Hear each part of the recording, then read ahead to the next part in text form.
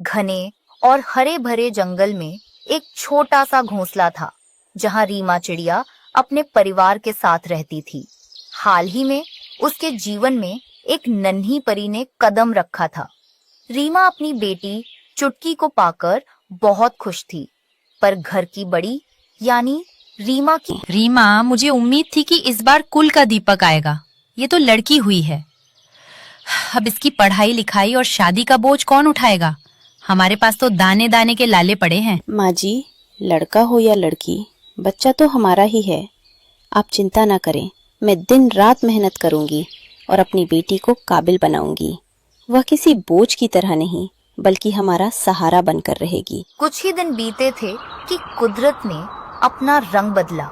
जंगल में कड़ाके की ठंड पड़ने लगी और आसमान से सफेद बर्फ की चादर गिरने लगी। दाना पानी मिलना दूभर हो गया। रीमा बहू, बाहर देखो, बर्फबारी शुरू हो गई है। न घर में राशन है, न चुटकी के दूध के लिए पैसे। अब हम क्या करेंगे? इस ठंड में तो हम सब भूखे मर जाएंगे। माँ जी, आप घबराइए मत, मैं अभी काम की तलाश में बाहर जाती हूँ। अगर कोई काम मिल गया तो मैं शाम तक राशन और दूध लेकर आऊंगी। पागल मत बनो रीमा, बाहर बर्फीला तूफान है, पंख जम जाएंगे तुम्हारे। माँ जी, ममता ठंड से नहीं डरती। आप बस मेरी बेटी का ध्यान रखना, मैं हार मानकर नहीं बैठ सकती। रीमा बर्फीली हवाओं को चीरती हुई काम ढूंढने निकली। तभी उसे कुछ हलचल दिखी। वह कालू कौवा एक बड़ी इमारत बनवा रहा था। कालू भाई, क्या मुझे यहाँ कुछ काम मिल सकता है? मुझे पैसों की बहुत जरूरत है।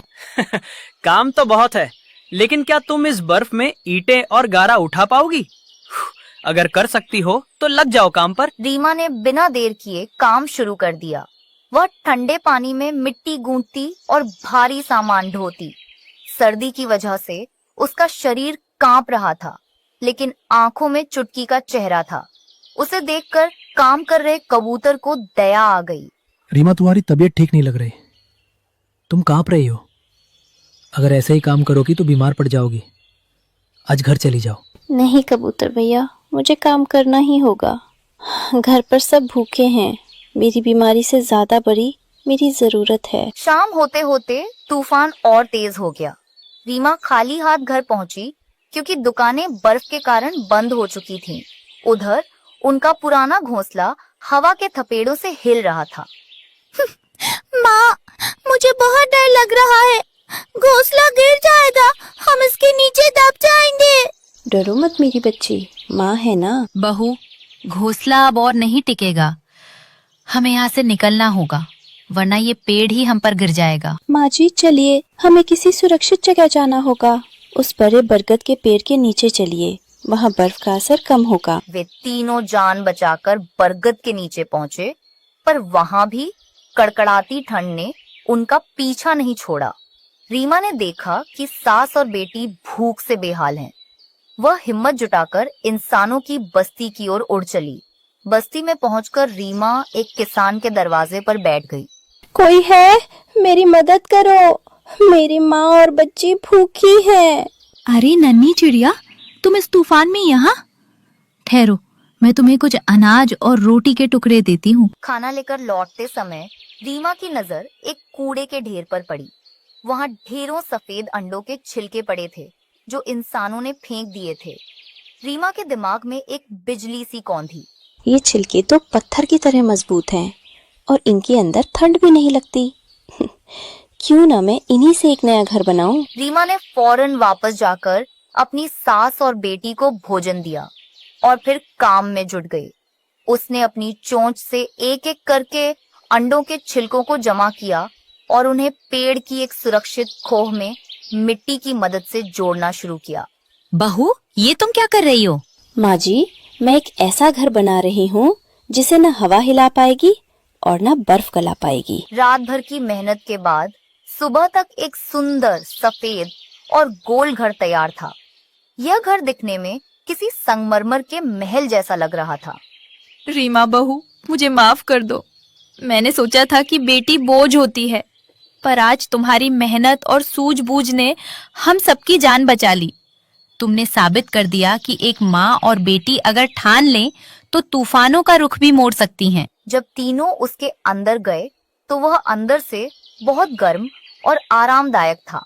उस दिन के बाद रीमा, उसकी सास और नन्ही चुटकी उस अंडों के घर में खुशी खुशी रहने लगे। रीमा ने न केवल अपनी बेटी को पढ़ाया बल्कि उसे जंगल की सबसे बहादुर चिड़िया बनाया। घने जंगल में कड़ाके की ठंड पड़ रही थी। आसमान से रुई के फाहों की तरह सफेद बर्फ गिर रही थी। रीमा चिड़िया अपने घोंसले में अपने 2 बच्चों कुक्कू और छुटकी के साथ दुबक कर बैठी थी। बाहर का नजारा जितना सुंदर था उतनी ही जानलेवा। देखो कितनी सुंदर बर्फ है। मुझे बाहर जाना है। मुझे बर्फ के गोले बनाकर खेलना है। आप मुझे बाहर क्यों नहीं जाने दे रही हो? नहीं बेटी, बाहर ठंड बहुत बढ़ गई है। देखो कैसे सफेद चादर बिछी है। अगर तुम बाहर गई तो तुरंत बीमार पड़ जाओगी। रीमा की आंखों में अचानक आंसू आ गए। उसने छुटकी को अपने पंखों में समेट लिया। छुटकी, तुम्हें पता है तुम्हारे पापा भी ऐसे ही मौसम में हमारे लिए भोजन लेने गए थे। बर्फबारी इतनी तेज थी कि वो रास्ता भटक गए और चीलों के इलाके में जा पहुँचे। उन निर्दयी चीलों ने तुम्हारे पापा को मार दिया। माँ, मुझे माफ कर दो। अब मैं बर्फ खत्म होने तक बाहर जाने की जिद कभी नहीं करूंगी। रीमा के पड़ोस में कालू कौआ और गौरी कौवी रहते थे। उनका घोंसला कच्चा था और हवा के झोंकों से कांप रहा था।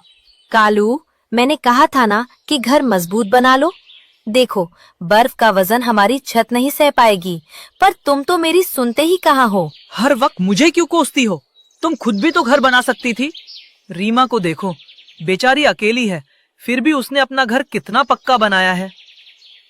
तुम बस खाना और सोना जानती हो। चुप रहो कालू, अगर तेज हवा चली तो हमारा घर बिखर जाएगा और हम इस पाले में जम जाएंगे। दूसरी तरफ ऊंचे पहाड़ों पर रहने वाले चील ठंड से बेहाल थे।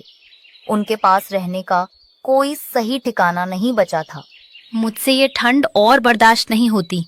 मेरे लिए आग जलाओ, वरना मैं मर जाऊंगी। हर तरफ बर्फ जमी है। सूखी लकड़ियां कहाँ से लाऊं? मुझे खुद भी बहुत ठंड लग रही है। मेरे पास एक उपाय है। क्यों ना हम नीचे जंगल में चलें? वहाँ छोटे पक्षियों ने बड़े आरामदेह घर बना रखे होंगे। हम उन पर हमला करेंगे और उनके घर छीन लेंगे। ये सुनकर सभी चील इकट्ठा हुए और उन्होंने जंगल की ओर उड़ान भरी। चील सबसे पहले कालू कौए के घर पहुँचे। चील भाई, आप यहाँ? हमसे कोई गलती हो गई क्या? गलती की बात छोड़ कौए, ये घर अब हमारा है। तुम दोनों यहाँ से फौरन निकल जाओ। पर चील भाई, इतनी बर्फ में हम कहाँ जाएंगे? ये हमारा घर है। या तो जान दो या घर दो। चुनाव तुम्हारा है। कालू और गौरी डरकर भाग निकले। उधर एक विशाल चील रीमा के घोंसले में घुस गई। ए चिड़िया, अपने बच्चों को उठा और यहाँ से दफा हो जा। अब इस घर में मैं रहूंगी। ये आप क्या कह रही हैं? मेरे छोटे छोटे बच्चे इस ठंड में मर जाएंगे। ये घर मैंने अपनी मेहनत से बनाया है। अगर अपने बच्चों की जान प्यारी है तो खामोशी से निकल जा, वरना इन्हें मैं अभी कच्चा चबा जाऊंगी। रीमा अपने बच्चों को लेकर ठिठुरती हुई जंगल के बीच पहुंची। वहां उसे कालू, गौरी और कबूतर भाई भी मिले। रीमा बहन, चीलों ने मेरा घर भी छीन लिया। अब हम कहाँ जाएं?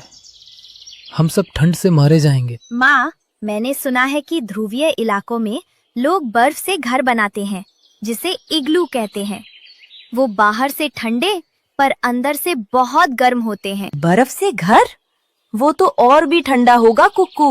नहीं चाची, बर्फ की दीवारें अंदर की गर्मी को बाहर नहीं जाने देती। अगर हम सब मिलकर गोल आकार के बर्फ के घर बनाएं, तो हम बच सकते हैं। कुक्कू की बात सुनकर सभी पक्षियों में उम्मीद जागी। सबने मिलकर बर्फ की ईंटें जमा करना शुरू किया। चलो भाइयों, हिम्मत मत हारो। कुक्कू सही कह रहा है। रीमा ने बर्फ की ईंटों को तराश कर छोटे छोटे गोल इग्लू तैयार किए।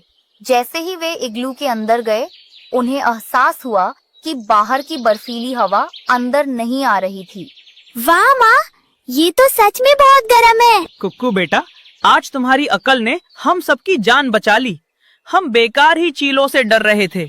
हमारी एकता और सोच ही हमारा असली घर है। चील पक्षियों के घरों में तो बैठ गए थे, लेकिन वे घर पक्षियों के छोटे शरीर के हिसाब से थे, जिनमें चील फिट नहीं हो पा रहे थे।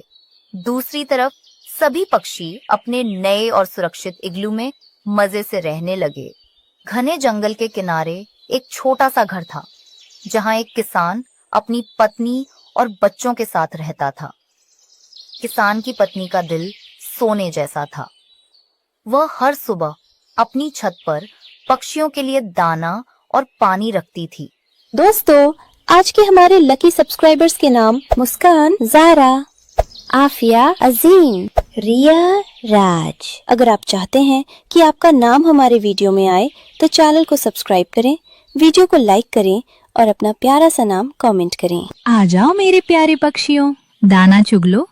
अगर हम इंसान भरपेट खा सकते हैं तो तुम नन्हे जीव भूखे क्यों रहो। सुनो दोस्तों, मैंने सुना था कि इंसान स्वार्थी होते हैं, लेकिन आज अपनी आँखों से देख लिया कि दुनिया में अच्छे लोग भी होते हैं। अजी सुनती हो, मैं खेत पर जा रहा हूँ। आज काम ज्यादा है, इसलिए लौटने में शाम हो जाएगी। किसान चला गया और पक्षी भी पेट भरकर अपने बच्चों के लिए चोंच में दाना दबाकर उड़ गए। कई दिनों तक यह सिलसिला यूं ही चलता रहा, लेकिन नियति को कुछ और ही मंजूर था।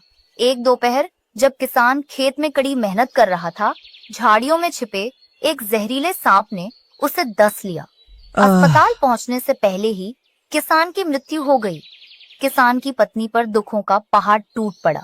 घर में कमाने वाला कोई न था और धीरे धीरे घर का राशन और पैसे खत्म हो गए। दोस्तों, कई दिन बीत गए, छत पर दाना नहीं मिला। हाँ, घर भी कितना शांत और उदास लग रहा है। तभी किसान की पत्नी बाहर आती है। उसकी आंखों में आंसू हैं। मुझे माफ कर देना मेरे नन्हे दोस्तों, आज भी मेरे पास तुम्हें देने के लिए कुछ नहीं है। कल से मेरे बच्चों ने भी कुछ नहीं खाया। तुम्हें दाना देने वाले अब इस दुनिया में नहीं रहे। ओह, कितना बुरा हुआ। मुझे शक तो था कि कुछ अनहोनी हुई है, तभी आज आप इतनी उदास हैं। अब मैं असहाय हूँ। शायद अब हम कभी साथ नहीं मिल पाएंगे। किसान की पत्नी की लाचारी देख पक्षियों का दिल भावुक हो गया। साथियों, इस माँ ने हर मुश्किल में हमारा साथ दिया। जब हम भूखे थे, इन्होंने अपना निवाला हमें खिलाया। आज वक्त है कि हम अपना कर्ज उतारें। मेरे पास एक तरकीब है, तुम सब मेरे पीछे आओ।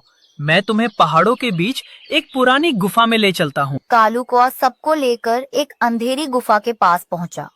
कबूतर थोड़ा डरा हुआ था। कालू, तुम यहाँ क्यों लाए हो? हम छोटे पक्षी उसकी मदद कैसे करेंगे? धैर्य रखो। रीमा, तुम मेरे साथ गुफा के अंदर आओ। गुफा के अंदर बहुत अंधेरा था, लेकिन एक कोने में कुछ चमक रहा था। वह एक बेशकीमती हीरा था। जब मैं पिछली बार यहाँ से गुजर रहा था, तब मैंने इसे देखा था।